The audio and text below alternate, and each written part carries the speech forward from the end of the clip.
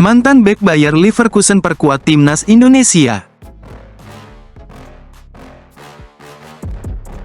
Shin Tae-yong berpotensi dapatkan mantan bek Bayer Leverkusen tanpa dinaturalisasi untuk perkuat timnas Indonesia. Pemain yang dimaksud adalah Reno Munz.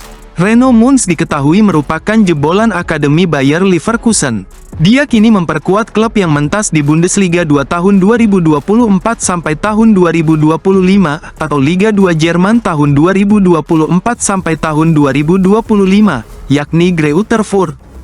Bek berusia 18 tahun itu resmi hijrah ke Greuther Fürth musim panas lalu. Reno Munz pun tercatat sudah mentas di 2 pertandingan bersama klub barunya tersebut. Sosok Reno Munz pun bisa turut dilirik untuk memperkuat timnas Indonesia jika memang berminat. Sebab, dia bisa membela timnas Indonesia tanpa perlu dinaturalisasi. Sejatinya, Reno Munz tak punya darah keturunan Indonesia dari kedua orang tuanya. Ayah dan ibunya sama-sama berkewarganegaraan Jerman. Tetapi, Reno Munz diketahui lahir di Jakarta. Tepatnya, dia lahir pada tanggal 2 Oktober tahun 2005. Hal inilah yang bisa dimanfaatkan sehingga sang pemain tak perlu dinaturalisasi.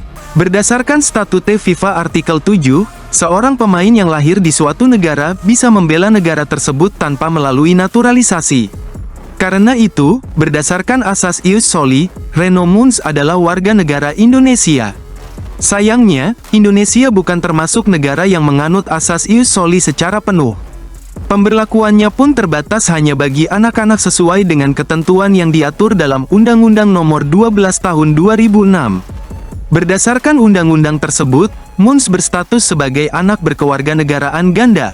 Seorang anak yang berkewarganegaraan ganda wajib menentukan kewarganegaraannya pada rentang usia 18 sampai 21 tahun. Reno Munz yang masih berusia 18 tahun saat ini pun bisa menjadi WNI tanpa perlu menjalani proses naturalisasi. Ia hanya perlu menyatakan tertarik membela timnas Indonesia untuk kemudian diberikan KTP sebagai tanda sah penduduk Indonesia. Secara usia, Reno Munz juga masih sangat muda. Alhasil, bek muda ini bisa berguna untuk jangka panjang.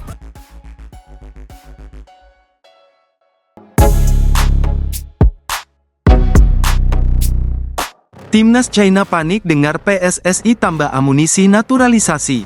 Jelang laga babak ketiga kualifikasi Piala Dunia 2026 zona Asia, Timnas China mulai was-was dan merasa diprank oleh Timnas Indonesia. Pasalnya PSSI terus tambah nama pemain naturalisasi baru.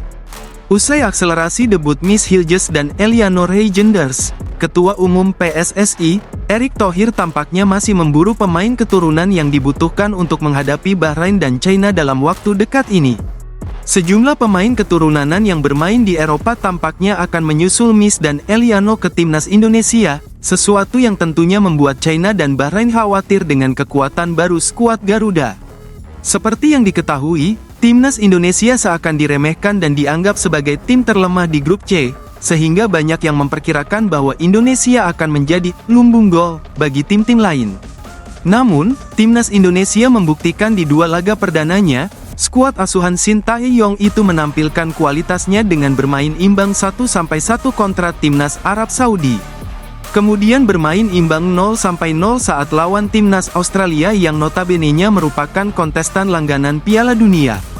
Skuad asuhan Branko Ivankovic itu diketahui hancur lebur di babak ketiga kualifikasi Piala Dunia 2026. Timnas China kalah telak saat menghadapi timnas Jepang dengan skor 7-0 dan 2-1 saat melawan timnas Arab Saudi.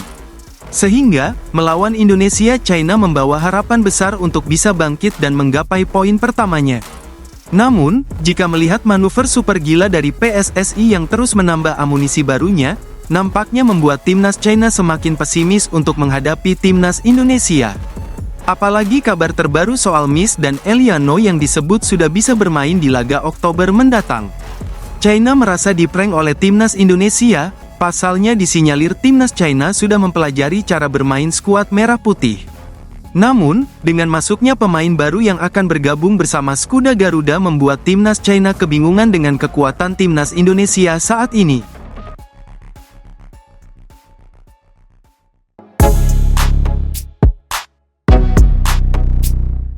Peran pelatih striker timnas atas gacornya Hoki Caraka. Pemain PSS Sleman Hoki Caraka ungkap ada peran asisten Sinteyong di timnas Indonesia dalam menggilanya Hoki Caraka saat laga PSS Sleman versus Arema FC. Di laga itu Hoki Caraka diketahui bisa mencetak brace alias 2 gol. Ya, PSS Sleman berhasil menundukkan Arema FC 3-1 di pekan ke-6 Liga 1 2024-2025. Pertandingan tersebut berlangsung di Stadion Manahan Solo, Jawa Tengah pada Jumat 20 September 2024. Dalam pertandingan itu, Super Elang Jawa alias PSS Sleman mencetak 3 gol. Pia Phil Ofosu Aye menit 23 dan Hoki Caraka menit 39 serta menit 54. Sementara itu Arema FC hanya bisa membalaskan 1 gol lewat penalti Charles Lokolinggoy 5-3. Usai pertandingan, Hoki Caraka merasa bahagia sekaligus sedih karena berhasil mencetak sepasang gol.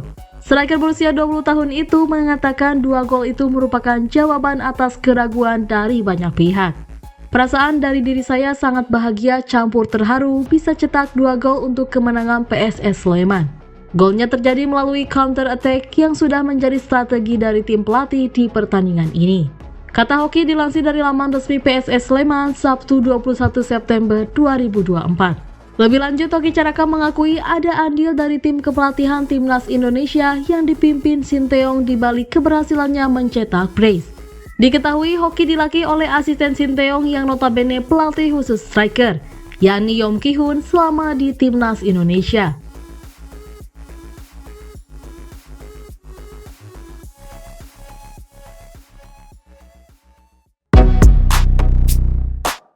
Timnas Indonesia ditarget menang lawan Bahrain dan Cina. Ketua Umum PSSI, Erick Thohir, optimis Timnas Indonesia bisa segera mengunci kemenangan. Skuad Garuda tampil apik dengan menahan imbang Arab Saudi 1-1 dan Australia 0-0 pada lanjutan putaran ketiga kualifikasi Piala Dunia 2026 zona Asia. Hasil tersebut membuat Indonesia duduk di posisi keempat klasemen grup C. Jika bertahan hingga akhir fase grup maka mereka akan lolos ke putaran keempat. Nantinya hanya 2 tim terbaik yang lolos otomatis ke Piala Dunia tahun 2026. Pasukan Sinteyong akan menghadapi Bahrain dan Cina pada bulan Oktober mendatang. Erick Thohir menjelaskan, Indonesia saat ini membutuhkan 15 poin untuk lolos. Bahkan, dia menargetkan skuad Garuda selalu meraih poin dalam 8 pertandingan tersisa. Hasil tersebut akan membuka kans meraih target ke Piala Dunia.